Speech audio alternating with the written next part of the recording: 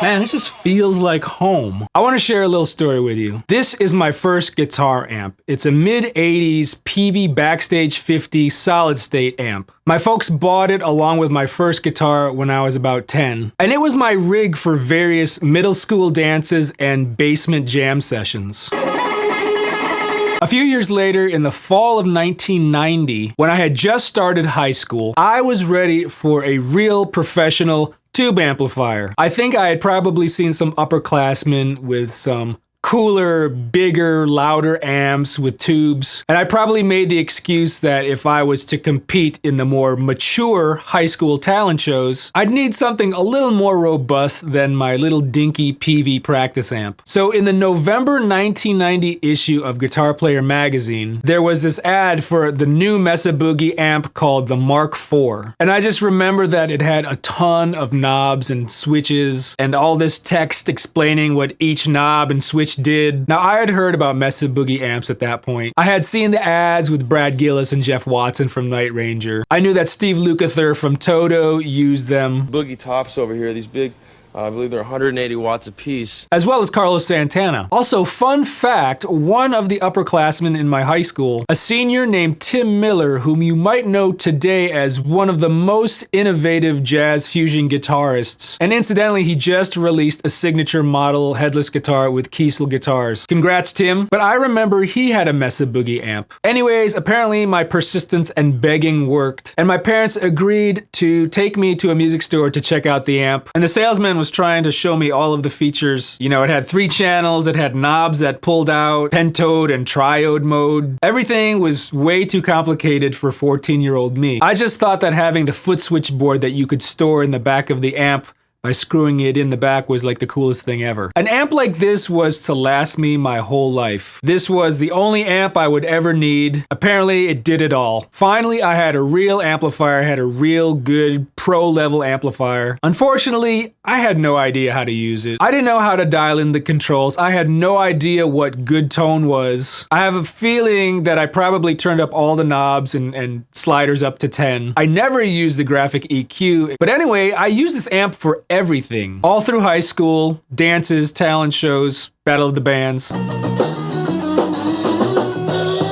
All through college, when I was studying jazz guitar, and well into my 20s and the start of my professional career as a working musician. And at some point in my 20s, I started buying different tube amps. Fenders, Marshalls, and I still kept the Mark IV around even though I didn't really use it. But I had come to the point where what originally attracted me to the Mark IV amp, you know, all the knobs and switches and the option overload, it was now kind of annoying to me, and I started to prefer simpler, lower gain amps with minimal controls. So in my 30s, I had moved to Los Angeles and I ended up selling the amp on Craigslist, mainly because I didn't see myself using it ever again in the future. At that point, around 2008, 2009, I feel like that amp was kind of passé. Vintage amps were much cooler to have. And incidentally, around 2009 is when Mesa Boogie discontinued the Mark IV amp. Basically, since 2009, I haven't had any interest in Mesa Boogie amps. Now, fast forward to this year, 2024, I was looking for a quote-unquote metal amp because I didn't really have one in my arsenal. I didn't have like a modern metal amp. I mean, I've got this Sir PT100, which is great, but I was looking for something a little more aggressive, a little more metal, a little meaner, and I knew I needed it to be channel switching. So I needed a really good clean tone.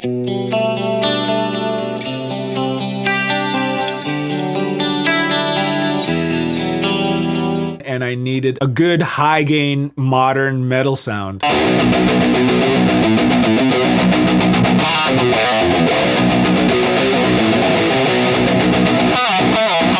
And I considered a bunch of different brands. Engel, which I had owned in the past, EVH came up, Orange came up. And then I sat back and I thought about it. What is my favorite metal guitar sound? What do I want to sound like when I think of metal? And you might not know this about me, but I'm a massive Lamb of God fan. The Lamb of God guitarists, Willie Adler and Mark Morton, have been devoted Mesa Boogie users since the beginning. And interestingly enough, they are longtime users of the Mark IV amp, the amp that I had and I eventually sold. And then I started thinking about some of the other Mesa Boogie users that I admired, like Andy Timmons, and John Petrucci. So with all that in mind, I decided to take a look at what Mesa Boogie had. And last year, Mesa Boogie released the Mark VII, which, yes, like all good Mark series amps, has a ton of knobs and a ton of features. But guess what? This time it's different, because as I've gotten older and wiser, I've learned how to dial in tones. And I feel confident in knowing now how to dial in a beast like the Mark VII. So I bought this amp used on Reverb, and the night that I plugged it in, it was like I knew exactly how to dial in all the knobs. It was weird. I figured out how all these EQ knobs work in conjunction with the main graphic EQ, finally. And yes, now I use the graphic EQ almost all the time. And the cool thing about this amp is that channel 3 has a dedicated Mark IV mode, so it's like having my old amp back. It's great. So one thing that is evident about the Mark VII is that it's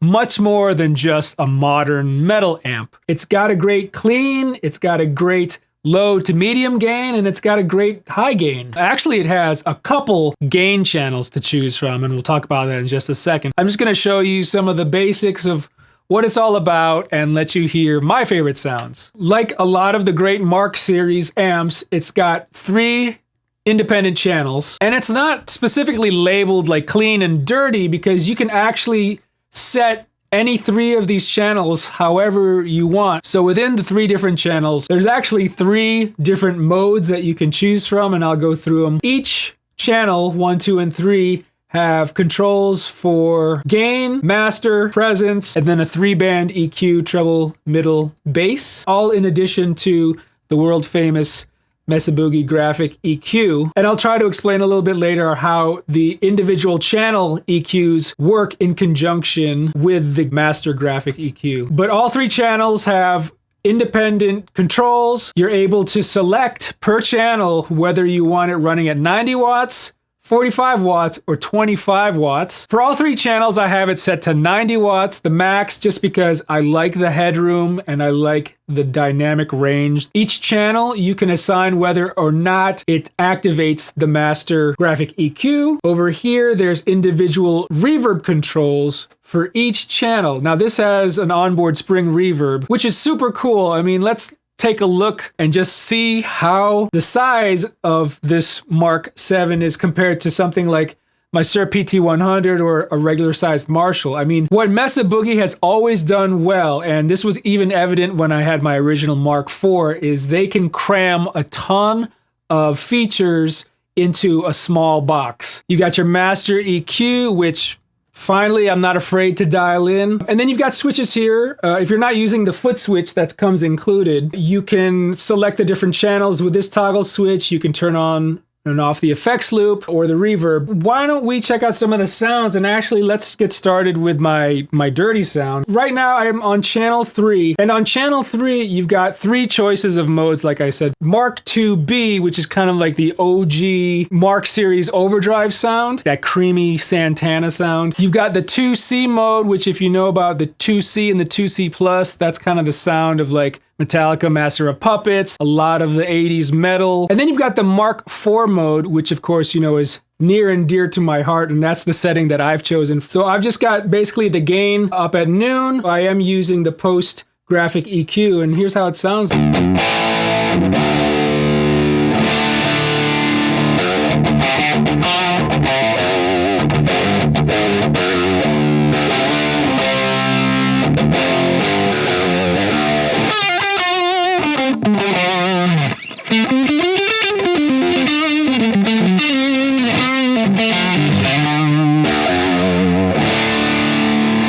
Now, something else that I do, and it's kind of a well-known metal guitar trick, is to put an overdrive before the amp to kind of tighten up the low end and add a little bit of mid-range. So I've got just a basic Boss SD1, so here it is without it. With it.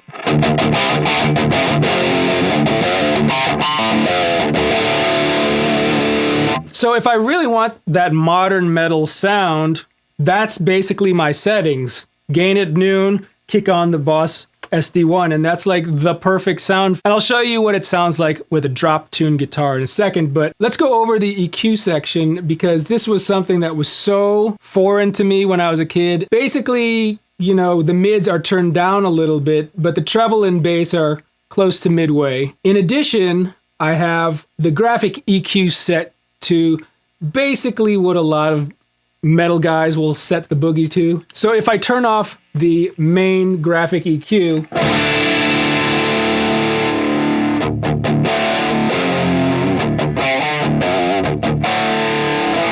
it sounds fine, right? But what the graphic EQ does, it fine-tunes your bass sound, let's say. So you're able to tweak individual frequencies as far as the bass, the mids, the highs, and it's very sensitive, and maybe that's one of the reasons why I shied away from it when I was so young. I mean, let's play around with the high frequency.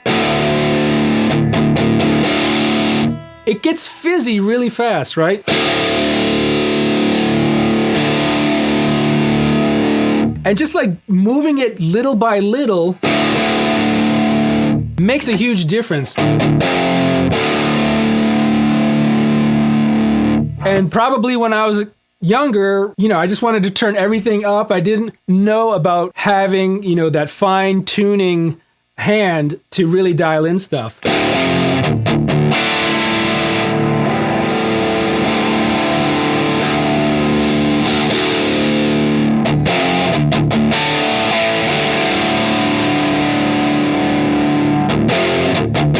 Same with the bass, the 80 hertz.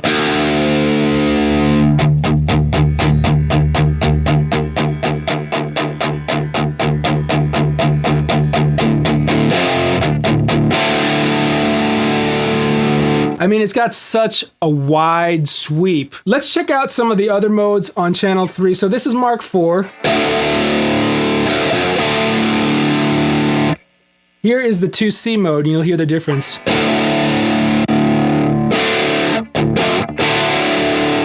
It's almost as if the Mark IV mode has like a wider band, like a wider frequency range, like more lows, more highs.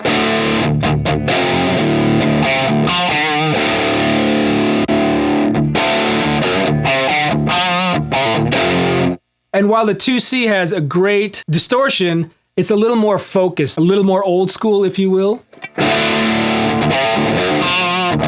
And notice I haven't touched anything with the EQ. It's basically the same settings, the same gain, same EQ, and that's just the difference.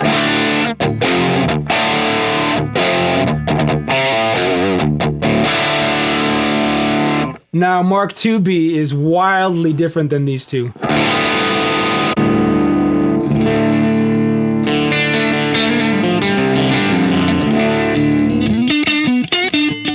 And in this mode, I probably wouldn't have these graphic EQ settings.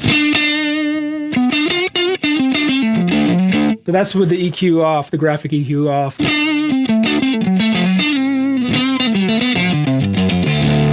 You know, it could be your thing, but I think channel 3 was made for, you know, the high gain stuff. Let's try it with something drop tuned. So this guitar, I think, is in drop B.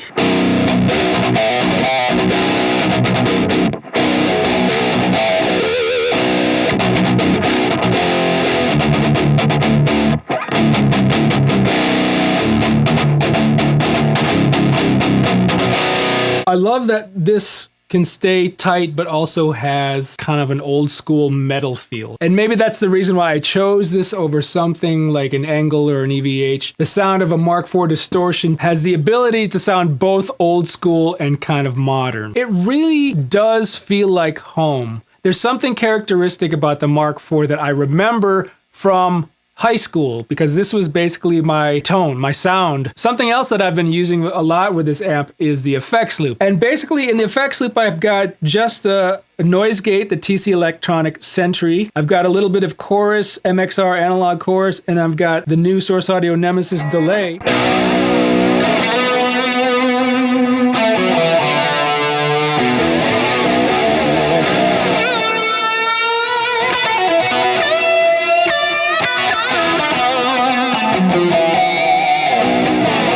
And the noise gate does help a lot with higher gain settings. I mean, that's not super, super noisy, but if I put on the noise gate, it's totally gone, right?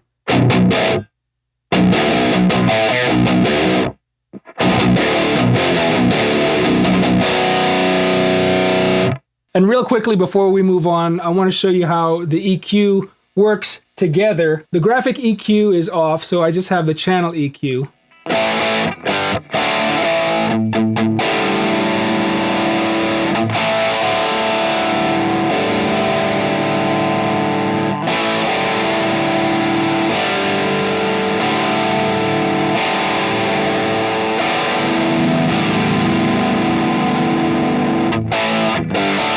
Now when I engage the master graphic EQ, if I tweak the mids up,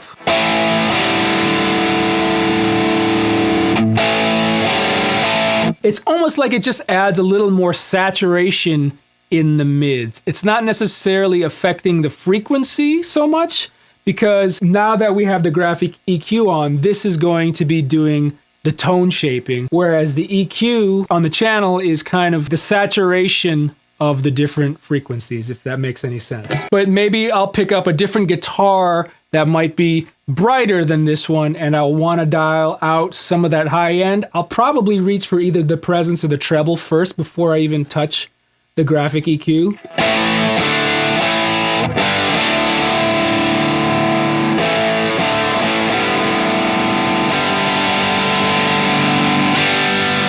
Because I feel, maybe it's just because it's the knobs, but I feel I can really get fine tuning done with the knobs as opposed to touching the sliders. Let's check out channel 2 and the way I have it set. So I have channel 2 set kind of like a low gain overdrive type of sound.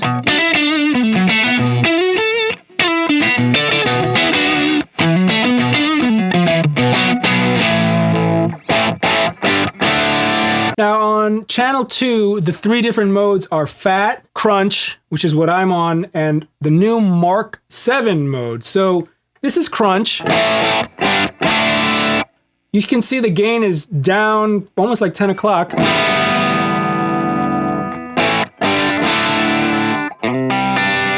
So it's great kind of like edge of breakup sounds.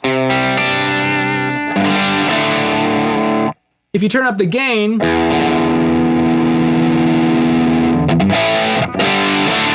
I mean, that's a great overdrive distortion sound right there. Let's put the gain knob at noon. Fat. It's like a clean sound. And you'll notice that there's a fat mode on channel 1, which we'll talk about in a second. But, I mean, channel 2, you can make your clean sound. If I turn up the gain, it gets a little bit hairier, but it stays clean for the most part, especially in 90 watt mode, so you get the most headroom. And then Mark VII, I mean, technically Mark VII is the new modern high gain boogie sound. I mean, let's compare it to the Mark IV sound.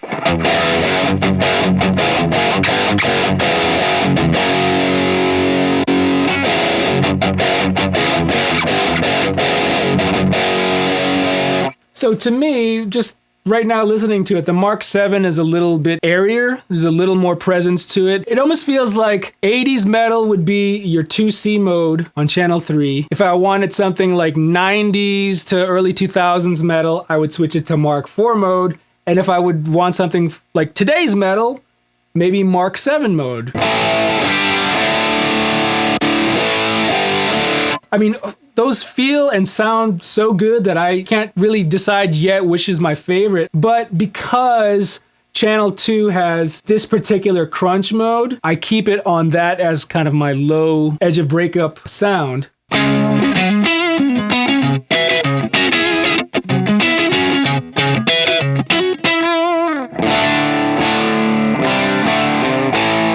Let's quickly hear the difference between 90, 45, and 25 watt mode in this crunch channel.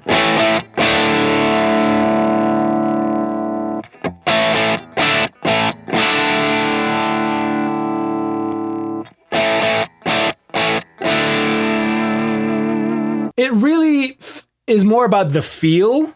I mean, obviously there's going to be a volume difference, but for me, in the studio, it's more of a feel thing. 25, 45, those seem a little bit cushier, where 90 watt mode, it's just a little more in your face, a little more slamming. And like I said, it has a little bit of more dynamic range. Put a little slap delay in the loop.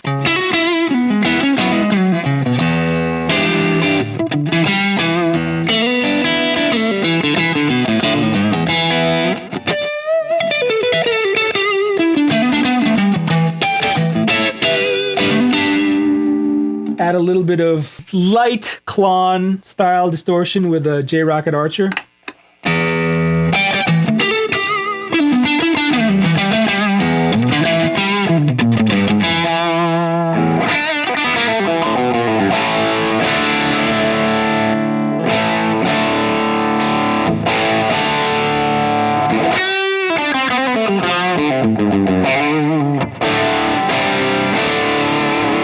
I mean, to tell you the truth, with this amp, I don't feel like using overdrive pedals anymore, other than to slightly tighten up certain channels or certain sounds, or just add a touch. I prefer the sound of amp, particularly the Boogie amp, overdrive and distortion. There's something about it that I don't think any pedal can recreate. And it's a little bit more than just the sound. Like I said, it's like a feel thing. It just reacts the way that I would want it to react. And I don't think you can get that from a pedal. I might give up overdrive and distortion pedals altogether and just stick with the Boogie. Okay, finally, let's move on to channel 1, which I have set as my clean channel.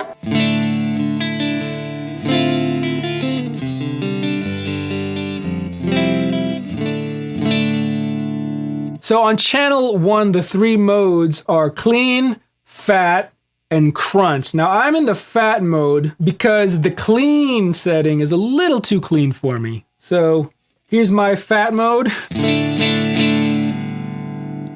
Here's clean. It's a little too anemic. When I switch to fat, it opens up the lows a little bit more. And you'll notice that I don't have the master graphic EQ engaged on the clean channel. I kind of had this set more for the distorted channels.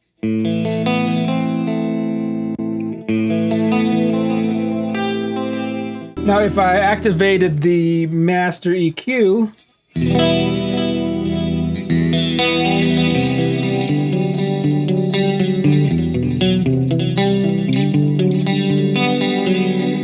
it kind of just gives it that polished, finished, studio, hi-fi quality.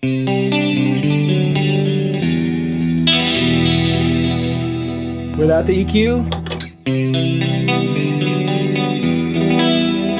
So really depending on what I'm playing, maybe if I'm doing arpeggiated stuff with these effects, I would add the EQ just to bring out almost the way that, like this has an onboard preamp that brings out some of the highs and some of the lows. There's something about the character of a Mesa Boogie clean sound, like a Mark series Mesa Boogie clean sound that, I don't know, it just feels right to me. It's not too muddy, it's not too MIDI, it's not too overly bright, it's just right. It's just like Goldilocks. I mean, in general, this whole amp is like Goldilocks. It's just right. Every single setting, every single channel, it's just right to me. And maybe it is because it reminds me of the sounds that I played through as a kid and as a teenager and as a young adult. I never would have thought that I would fall back in love with Mesa Boogie, but I did. I missed you. If you're interested in learning more about this amp, I'll put links down in the description. If you're interested in buying this amp, I'll put a link down in the description as well. And if you'd like to see more videos like this, gear demos, or guitar lessons, click that subscribe button. I'm Ronquillo, and I'll see you in the next video.